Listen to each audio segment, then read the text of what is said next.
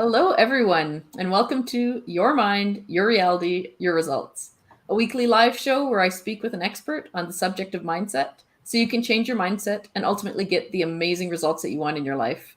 I'm so pleased to be welcoming JB to the show today. Welcome. Thank you, Leah. It's a pleasure. Pleasure to be here. Thank you so much. Excellent. Well, if you guys haven't seen the show before, haven't met me, my name's Leah Fink. I'm the owner and founder of All Thrive, and I help protect people from the pain of damaged relationships. If you want to know some more about that, please connect with me as I would love to have a conversation. But you're not just here for me today, you are here for JB and his expertise, and you want to take advantage of it. So if you have any comments or questions, please feel free to throw those in. If you're watching this show and we're no longer live, you can still put those in. We can make sure to get back to you with that information. So to start off, I always love asking people how they got to be, the expert that they are today. So do you want to share a little bit about that? Yeah, absolutely. Absolutely. It's a kind of combination of things, Leah. My name of my company is Beyond Field Coaching, and I'll tell you how that came about. But I'm a international inspirational speaker and speaker coach. I started speaking a little over 20 years ago. I started with this company called Making It Count. Okay. It was sponsored by a company called Monster.com. Some of you may remember Monster.com. But my speaking career started one day. I'm sitting around back in the early 2000s, and I'm like, well, let me look up public speaking. And so I found this website. On public speaking. It said speaking in schools to high school students. I'm like, I can do that. I was involved with the youth group. I do a lot of youth coaching, so I love working with you with young people. I can do that, and I wanted to get into speaking. Now I'd never spoken before, but anyway, so all I had to do was send in a resume and a 2-minute video of me speaking. Well, I did that, and I have no idea what I spoke on that day, Leah. And my fear is that video is floating out there somewhere. I'm hoping they destroyed it. I'm not sure. But anyway, so I sent that out, and I didn't hear anything from them for a couple of months. And I was like, okay, well, maybe that video was worse than I thought. Wasn't sure. And then about 3 months later, I got an email. They invited me to their speaker training. And I walk into that speaker training. It's like 200 other people in the room. Speakers are all around, all across the country. Some with experience, some with not. And I just felt like I had died and gone to heaven. I was in a room full of my people. And that's how my speaking career got started. And I was so blessed to have some incredible training and learn from some incredible trainers. So that's how my speaking career got started. It has advanced along the way over the last 20 plus years. From that organization to an organization called Rachel's Challenge. I spoke with them, to me, building my own platform of speaking, which I do now as I speak around the country to different entrepreneurial groups and CEO groups. So that's how my speaker got started. I'm also a sports coach by design. I started out sports coaching, coached my son in basketball and football, and then I coached girls fast pitch softball for several years. I had my own organization.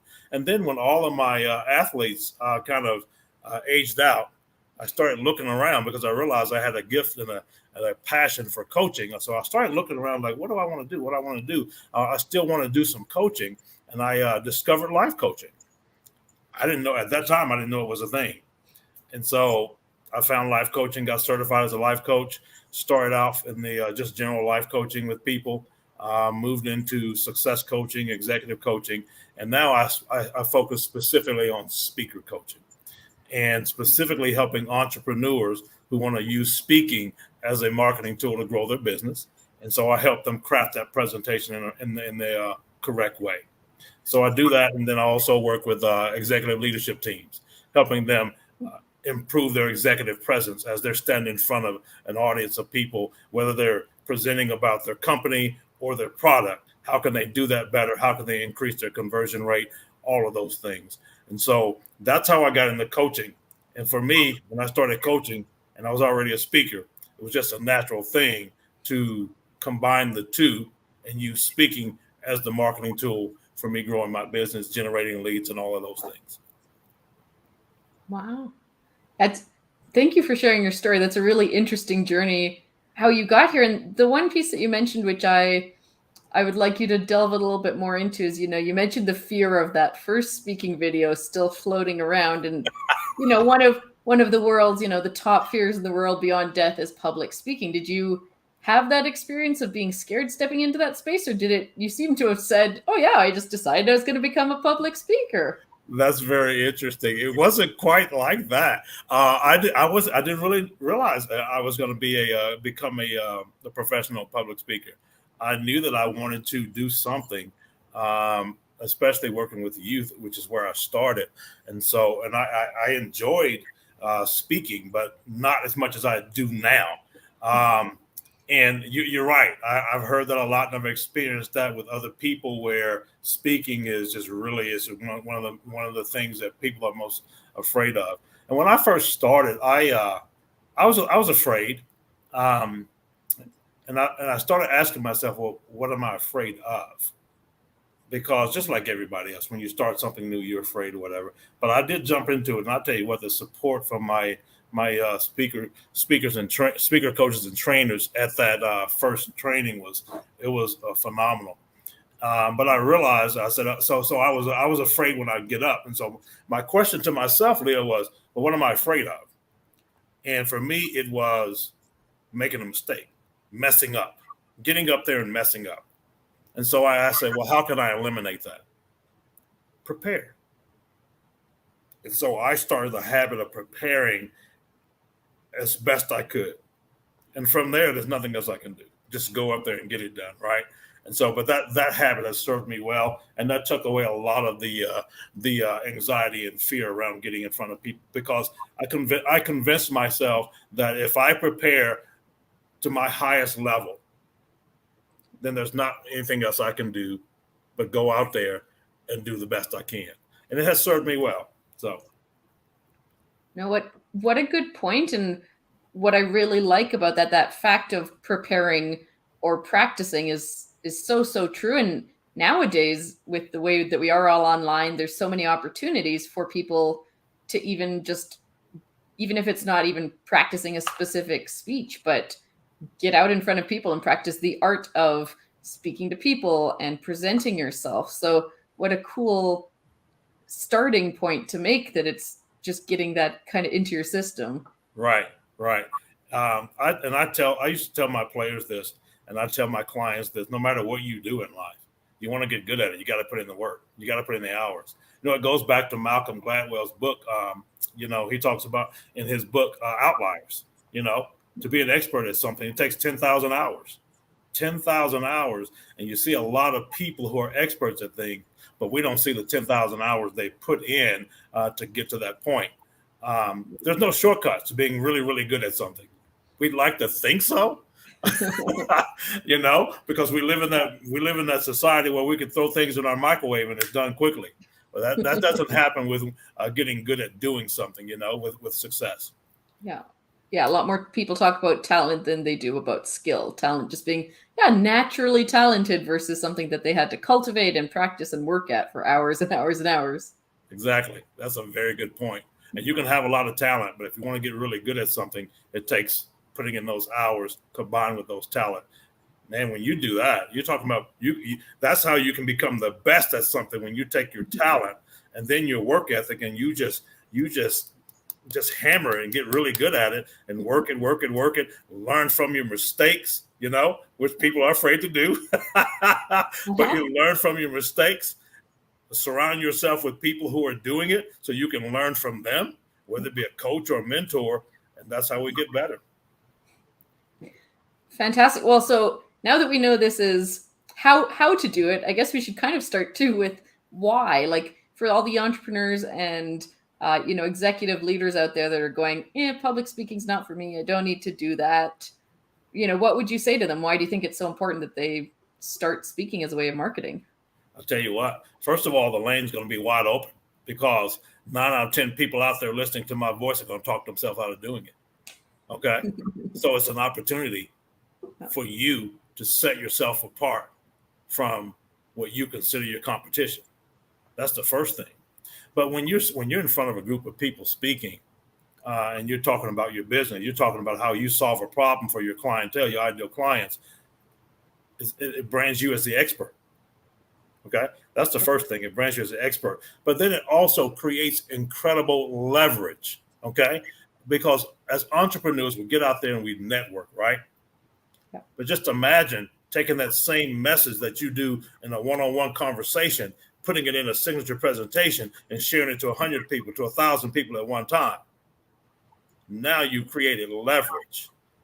And when you do it correctly, not only do you create leverage, but you generate leads.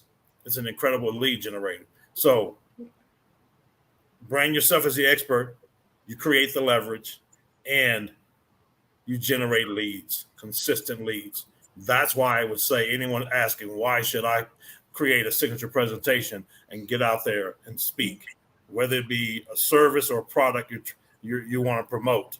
It's the best way to do it.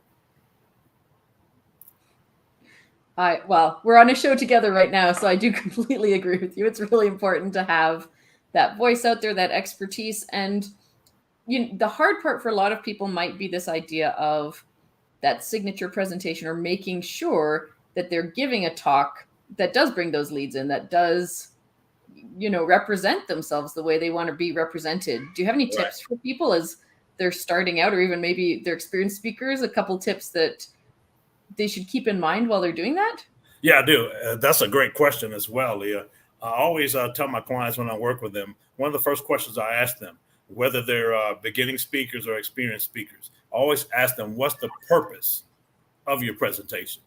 Okay. So always know the purpose of your presentation. And what I mean by that is, what do you want the audience to do differently when they hear you speak?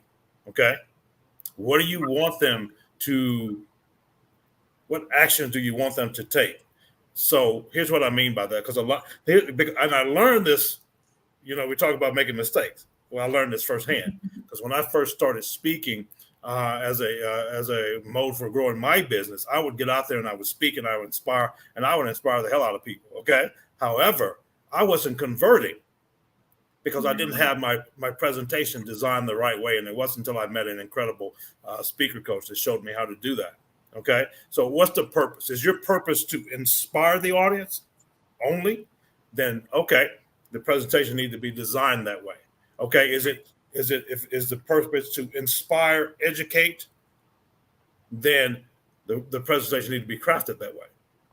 But if the purpose is to inspire, educate, entertain, and also convert, meaning I want the audience to buy my book, meaning I want the audience to join my retreat or my workshop, whatever the case may be, my coaching program, then that presentation also has to be designed and crafted a certain way if you want to get the maximum results from that presentation. So the first thing I would say is ask yourself, what's the purpose of my presentation? And for my experienced speakers out there, I say this: make sure that your focus is on what you're giving to the audience, not what you're getting from the audience. Okay. A lot of times as experienced speakers, we forget that because we get out there and we're paid to be out there. But we forget that our purpose is to give the audience a gift. So what gift are you giving your audience when you're on that stage speaking? So that's one of the things that I would say from my experienced speakers. I love that you added that piece at the end, because that's always the balance, isn't it? Of everyone comes from this heartfelt place of wanting to share the message that they think is important. And also you sometimes get caught up in all the other stuff that comes with it.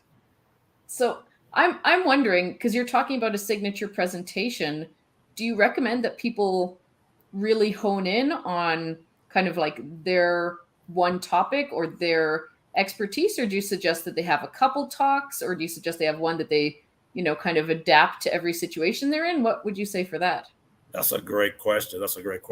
I say you have one signature presentation that you start with, especially if you're a beginner. Okay. Myself, I have three, but remember, I've been doing this for over 20 years. Okay. But all three of those speak to my two target markets. And so that's a key thing.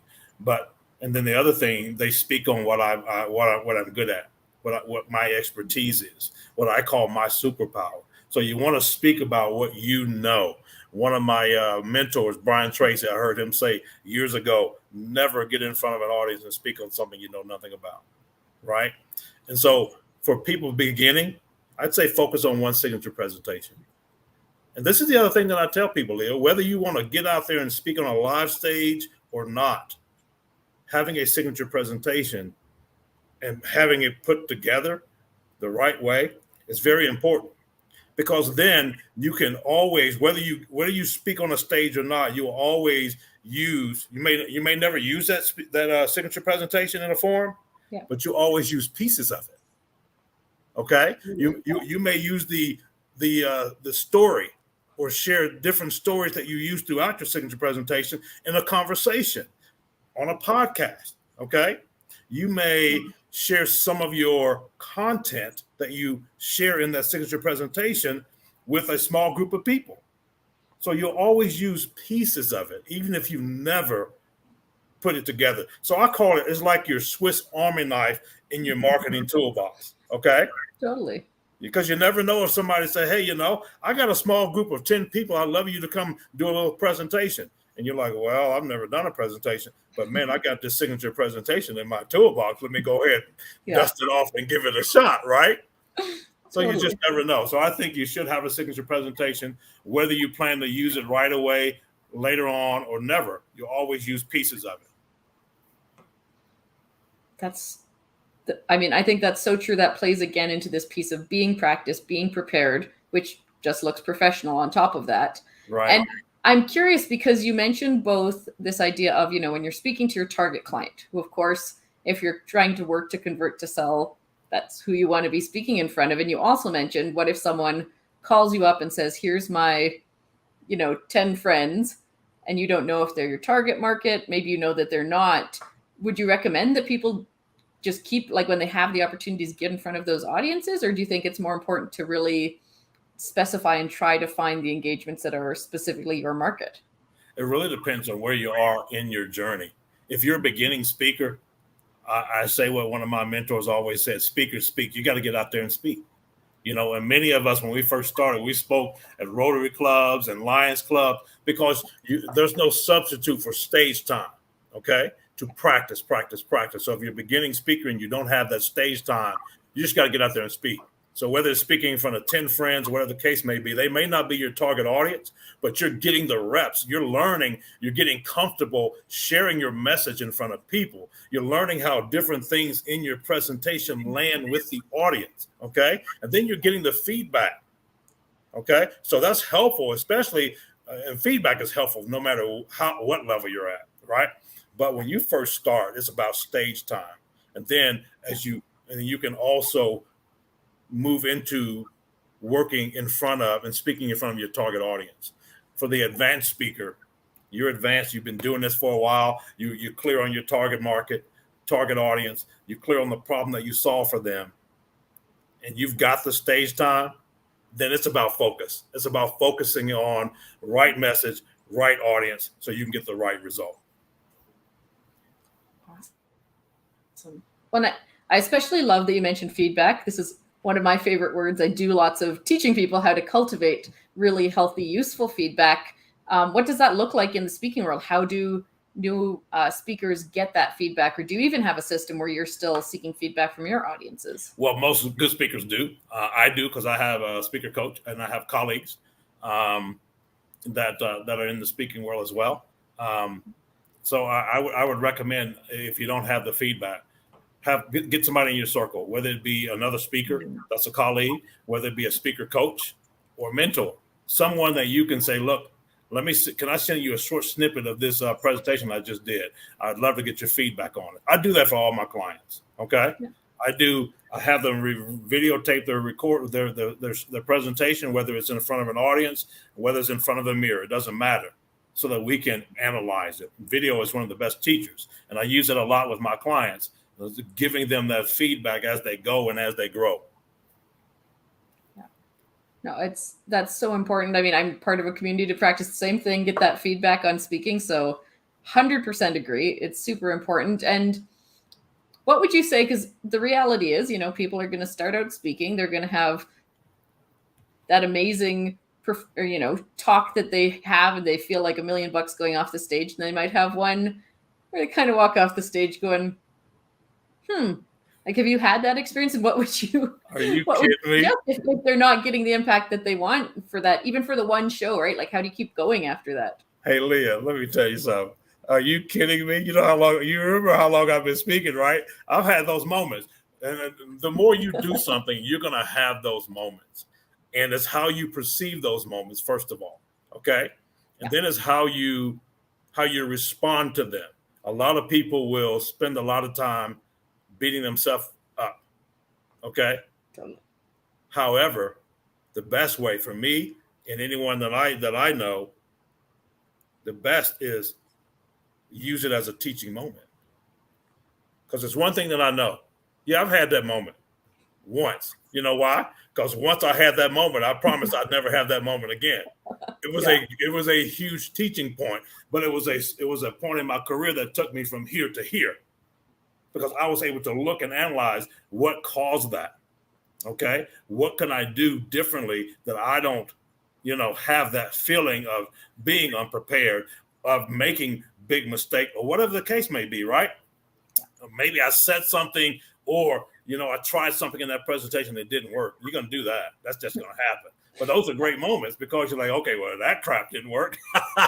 let me throw that one out, and I'll try this. And so it's all about teaching moments, but have the perspective that, hey, I just learned something. I learned what didn't work and what does. I love that. That's so true. That growth mindset is absolutely critical. And speaking of this, Greg's joined us. Thank you for joining us, Greg. And he's saying, we're seeing a decline in the effectiveness of webinars. Do you have a suggestion on how to refine the medium? And I feel that fits in quite well to this idea of sometimes things might not hit like you're hoping to. Webinars certainly a chance to speak that it sounds like are becoming, people maybe over webinared right now. Do you have any ideas about that? You know what? That's an interesting question, that there's a decline in webinars. I to be honest with you, I think a lot of it has to do with online fatigue. We're coming out of this pandemic where all of our connection was condensed to online, Zoom, that sort of thing. Yeah. So I don't know for sure, but that's just my perspective and my guess, that it's some online fatigue, because like myself, people realize just how important live connections are, right? And getting back to those, people are really, I know for me, I can say I'm really excited to get back on the live stages. But I would say that may be a contributing factor, is people are probably just fatigued of the online presence, and so they're moving away from it. But I think it'll circle back, as most things do. And so if you're out there doing webinars and you're not seeing the results, don't get discouraged. Don't stop. Just figure out how you can continue to make yours better and market it to the right audience. Well, and maybe along those lines, because you're talking about that online fatigue and this challenge that people might be having, because I'm assuming you've been speaking online as well during the pandemic, did you adapt your speaking, or do you have tips for people when they're speaking online versus in person? Because we are, still going to stay, I think, a bit blended. Like you said, we're going to be back online. People are going to stay in both mediums. Is it different to speak in those? It is different. And I was one of those guys that went kicking and screaming. I'm just gonna be upfront with you. I did a few virtual events, but nothing replaces live, and that's just what I love to do. But I did do, and you have to make that adjustment and those different tweaks, because it's different, right? And so there's different ways in which you keep the audience engaged, and one of those ways is having a really, really good moderator to monitor the chat box. Okay. So that you can do your presentation, but they can engage with the audience, right? And so that's one of the key things that I learned about doing the online version, is making sure that you have a good team helping you, okay? So that you can throw out questions, someone else can throw out questions and statements as you're doing your presentation, engaging with the audience. Okay, and there's different ways to engage with the audience. It's a bigger challenge online than it is live to engage the audience, but there's ways you can do that. And there's ways you can structure your presentation to do that as well, whether it be doing a Q&A throughout, at the end, that sort of thing. If you know people in the audience, maybe getting them to interject in some kind of way, whether it be in a conversation throughout your presentation. There's different ways to do it, but it definitely takes practice and skill. Totally. And I really like that you mentioned that piece of how important it is in speaking. I think a lot of people think of speaking as I am telling you and you're listening, which is kind of a passive role. Whereas what you're talking about now is that engagement piece is so critical. Like, who wants to just listen to someone tell them things for a while without thinking, oh, how does this apply to my life? Oh, do they actually care about why this matters to me? So the fact that you mentioned that is so critical, even in online, where everyone's gotten used to like talking to the black Zoom screen. Yeah, that's so annoying, by the way. I'm so over that one. That's really, and that importance too of having, I actually even also love the idea, especially if you're online, of having maybe even some multiple supports, right? Someone who is moderating the chat, someone who's making sure to have their video on and interject some ideas to you saying, oh, that's a great, just that kind of person who's keeping the movement. Yeah. Because it is really hard to have black screen, no one responding in text, and to keep motivated as a speaker, I'm guessing, is pretty tough in that context. It's very tough. So, and having those little tips and tricks are so key, as well as if you're using the PowerPoint, knowing how to use it on that online version as opposed to being live. Awesome. Well, we are starting to come near the end of our time, and I want to make sure that if I missed a question of something that you're like, man, people need to think about this, know this for speaking, what have I missed? What would you recommend to everyone? I'll tell you what, Leah, I don't know if you missed anything. You're a superstar, girl. Well, thank you. You talk about practice. I started the show over a year ago now. It's funny when you do interviews every week, you get that practice. Same with speaking. You just have to do your reps and learn how to do it. You did good. You did good. I mean, I can't think of anything at the top of my head. I feel like we covered a broad spectrum and did a good job. And thank you for teeing me up. Oh, well, it was very much my pleasure. I knew, right when we met, I really appreciated, your approach. And I completely agree. Like, if I could reiterate JB's point to all the entrepreneurs and anyone who's really trying to represent themselves, an idea, speaking and putting yourself out there, as scary as it may be, it's critical. It's what people want to understand you, to engage with you. So yeah, that it's just such a great message you're sharing. Well, thank you. Thank you for the opportunity to share it as well. Yeah. So if people are curious and, they want to get in touch, maybe they're curious about the coaching or have some questions, what's the best way to do that? Absolutely. You can email me at jb@beyondthefieldcoaching.com. You can also find it on my website, beyondthefieldcoaching.com. And you can find me on LinkedIn and Facebook as well. JB Braden, Braden. Reach out. You can DM me. I love talking to people. I love setting up a time to chat. If you have any questions about how I can help you, whether it be put together a signature presentation, whether it be help you as a speaker, tune up your presentation, whatever the case may be, I'm here for you. And I can definitely love to have a chat with you and talk about how we can get you out there in front of people and generate those leads and help the people you want to help. Awesome. And we do have your contact info in the description as well if people are looking for it. I really appreciate it. I really recommend you reach out. JB's great. He's super generous with his knowledge and just obviously a ton of experience in the field. So thank you so much for sharing that with us today. You're welcome. It's my pleasure. And thank you all for watching. We will see you next week. And remember,